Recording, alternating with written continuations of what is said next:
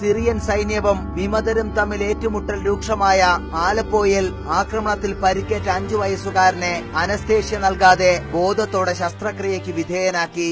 യുദ്ധം രൂക്ഷമായതിനാൽ അനസ്തേഷ്യ നൽകാനുള്ള സൗകര്യമില്ലാത്തതിനാലായിരുന്നു ആരുടെയും കരളലിയിക്കുന്ന പ്രവൃത്തി. ബോധത്തോടെ ശസ്ത്രക്രിയ നടന്നപ്പോൾ വേദന കൊണ്ട് 5 വയസ്സുകാരൻ പിടഞ്ഞു.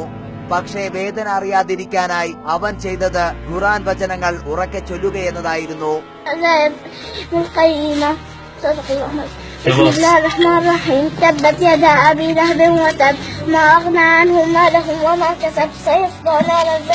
ദൈവം പലപ്പോഴും അത്ഭുതം പ്രവർത്തിക്കുമെന്നതാണ് വിശ്വാസം. കുട്ടിയും കൂടെയുണ്ടായിരുന്നവരും എത്രമാത്രം വേദന അനുഭവിച്ചു കാണുമെന്ന് ആർക്കും ഊഹിക്കാവുന്നതാണ്.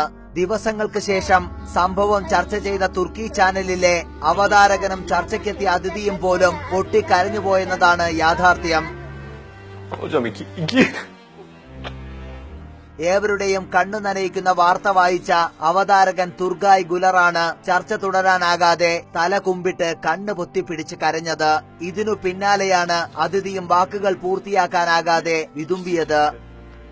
O anestezi sırasında, ameliyat sırasında acı duymamak için Kur'an'dan ayetler okuyor ya. Batsın bu dünya ya. ശസ്ത്രക്രിയക്കിടെ ഒരു ആശുപത്രി ജീവനക്കാരൻ തന്നെയാണ് ഈ വീഡിയോ പകർത്തിയത്. ഇപ്പോഴത്തെ പോരാട്ടം തുടങ്ങിയ ശേഷം ചിത്രീകരിച്ച വീഡിയോ ആണോ ഇതെന്ന കാര്യം വ്യക്തമല്ല. പക്ഷേ ഇത് സോഷ്യൽ മീഡിയയെ ഒന്നടങ്കം ഇപ്പോൾ നൊമ്പരപ്പെടുത്തുകയാണ്.